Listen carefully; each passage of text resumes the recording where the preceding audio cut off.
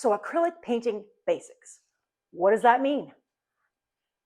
Well, it's basic. All the things you need to know to get started. So people get overwhelmed.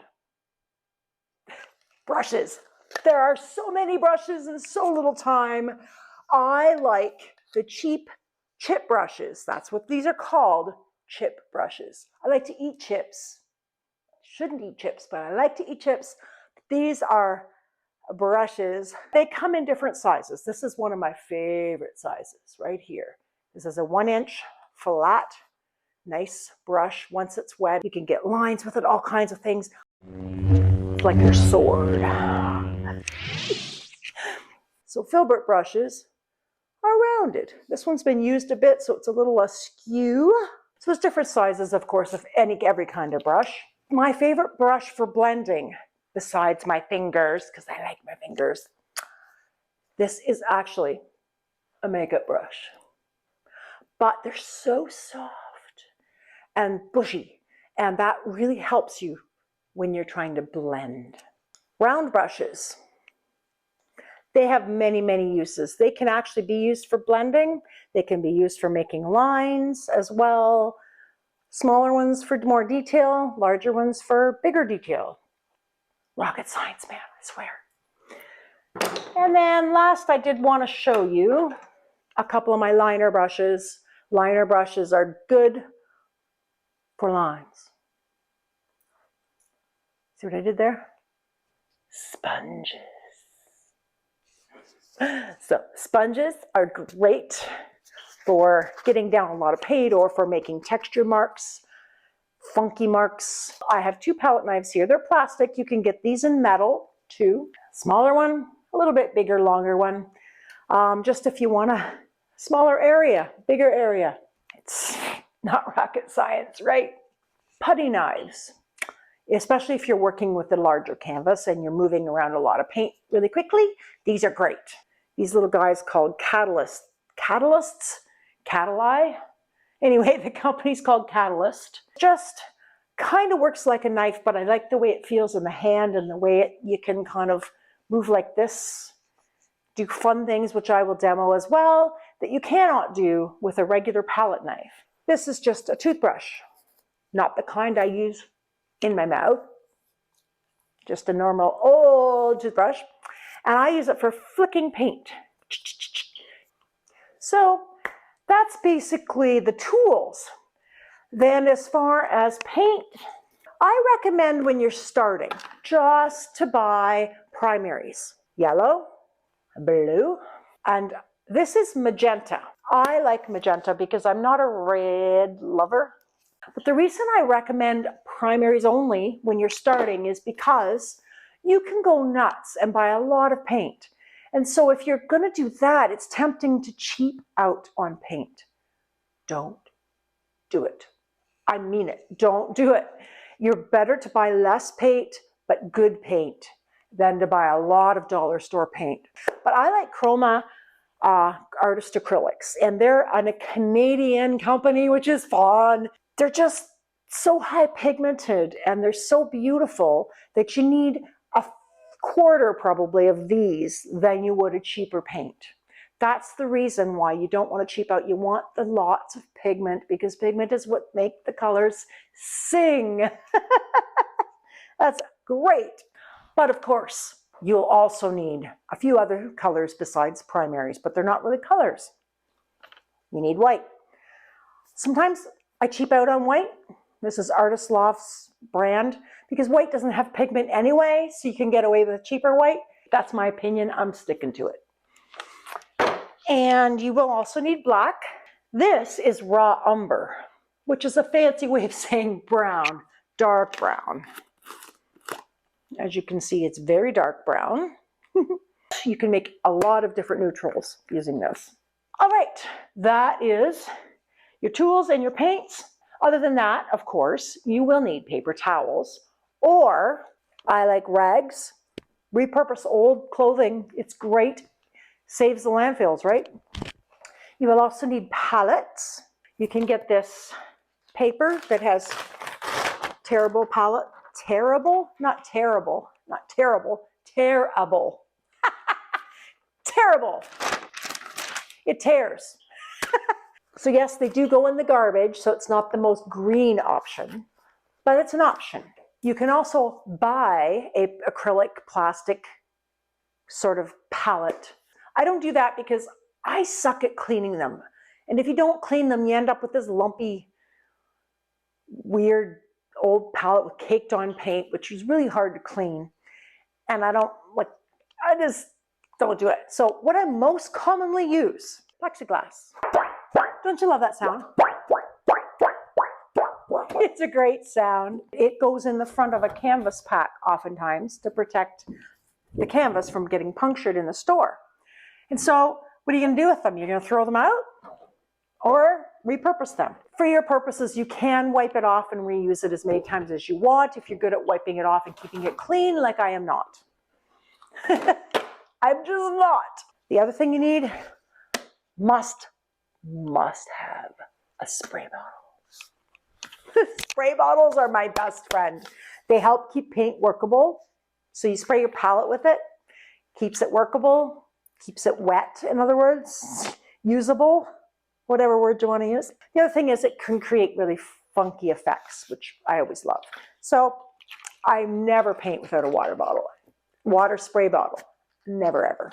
If you're going to buy canvases as a beginner, I would highly recommend visiting Michael's. The 16 by 20s that they have come in 5 packs. 5 for $25 is $5 each. $5 isn't a lot of money, and you can make some cool paintings for $5 each, which isn't too bad. So I did want to talk about non-perishables. You will need some kind of desk or table. You will need to cover that table a plastic tablecloth. So by definition, is a tablecloth ever plastic? It's got the word cloth right in the name. That's weird. Another thing you need is a water container. You can reuse it as many times as you want. It's just to hold the water to clean your brushes. So then you'll probably want either an apron or to have clothes that you dedicate to painting only, because acrylic does not wash out of cloth. So you know. Okay. So I want to do a little bit of teaching about what brushes make what kind of lines, what kind of purpose they serve. Big brushes like these chip brushes, they're great for big areas, backgrounds. So let's do that first. We always put a brush in water before we use it. That's a rule. Really, that's a rule. So we're going to put it in the water. Then we're going to rub it, graze it, glaze it, drag it. Maybe that's a good word. We're going to drag it on the side like that. You don't want it to drip, but you need it to be damp. I put some primaries on my palette. Okay, so if I'm going to do a background, let's say I start with some magenta. I'm going to load my brush, like doing this, both sides, and then do that. Now you'll already see that it's a little dry. See how I'm not getting full color? That's okay. I mean, that's a neat effect too.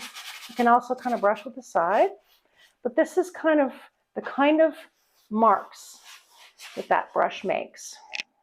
If it gets dry, you can always just put it in water and then drag it, and then you get a more watery look, and you can get sort of drippies that you like. When you transition colors, we wash brushes by jamming them on the bottom of your water container quite aggressively. You wipe it again on both sides, and then you're going to also wipe it on your paper towel or your rag. I got a big towel here. I'm just going to wipe it. You want to make sure that pink is not in your brush. That's just a good practice to get into, just to keep your brush clean-ish. Clean adjacent is good. Okay, so it should still be damp. I'm going to take some of the yellow again, both sides here, and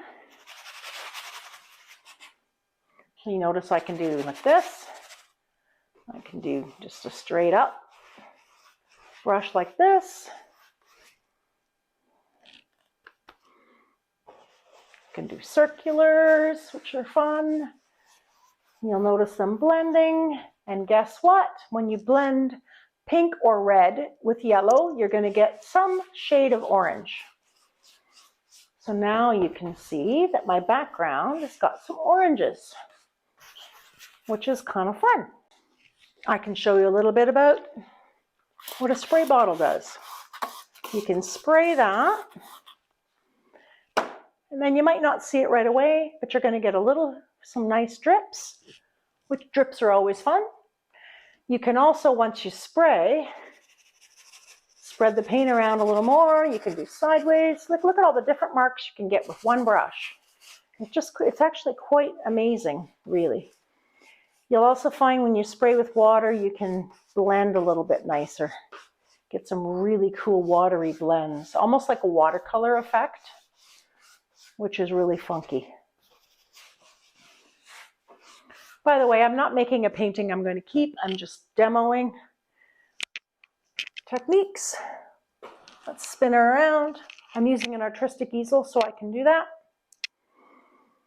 And washing my brush again.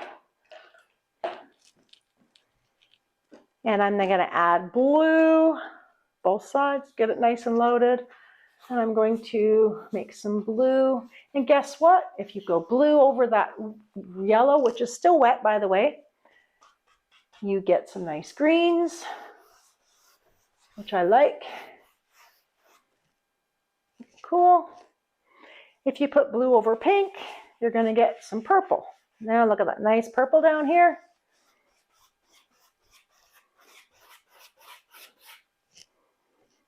Now I'm going to demo sponges. So sponges I love. I'm liking this area, but sponges are great just for being subtly moving some paint around and getting some subtle effects, which is fun. Remember I told you about a catalyst. Catalysts are neat because you can get really funky lines and move paint around in really interesting ways. I'm getting into the mode where I want to make it a painting, and that's not my intention, but oh well. You can get some fun drips with this. Isn't that cool? And if you have a spinny easel, which you probably don't, you can get some cool effects. All right. That's actually really cool. I don't play very often, can you tell? I like to play. So I did all of that with one brush, a catalyst, and a spray bottle. It's all good. It's cool.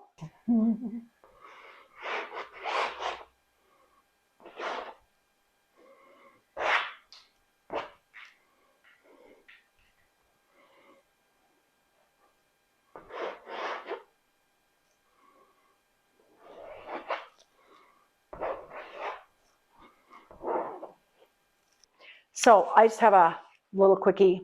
Don't overlook napkins or rags as a way to make some interesting things happen. Just makes really, really cool marks.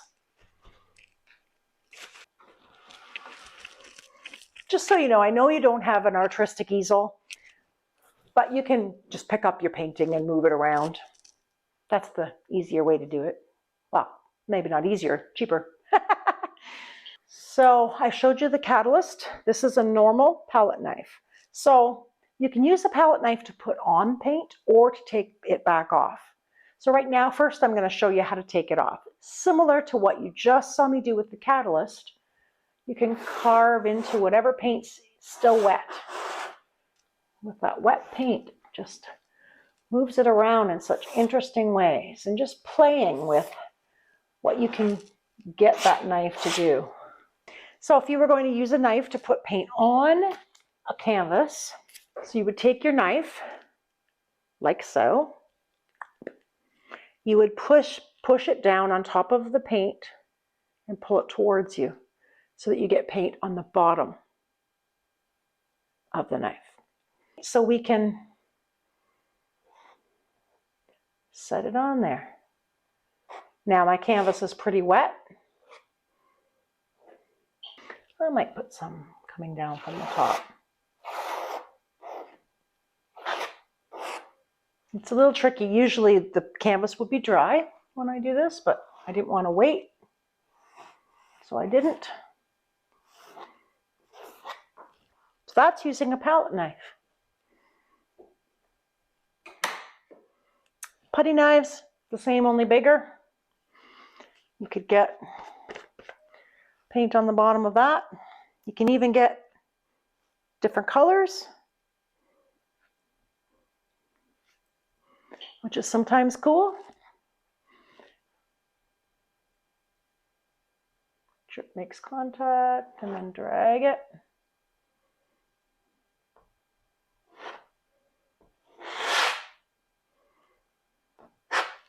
I'm trying not to go over any areas I kind of like already.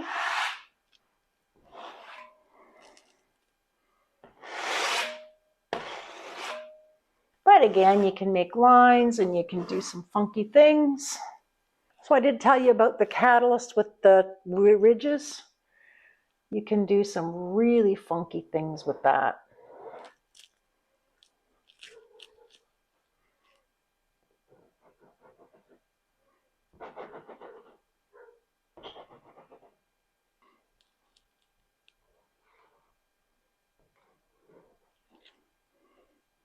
Very, very funky. Funky! I did want to demo quickly a liner brush. I'm not going to use a round brush, but a round brush and the liner brush can do very similar things. The thing with a liner brush is you need to make sure your paint's a little wetter because it needs to be more fluid to go on nice and easily and smoothly. So that's, again, a nice use for a water bottle. So I don't want a straight yellow. I think I'm going to mix a little blue with the yellow, make a little bit of a green, and go in circles to get that green all mixed up really nice. And if you want a liner, you can go.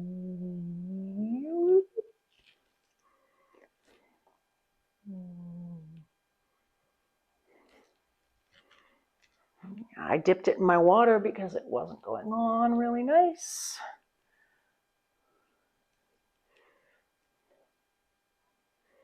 So a liner is great for, you know, making lines.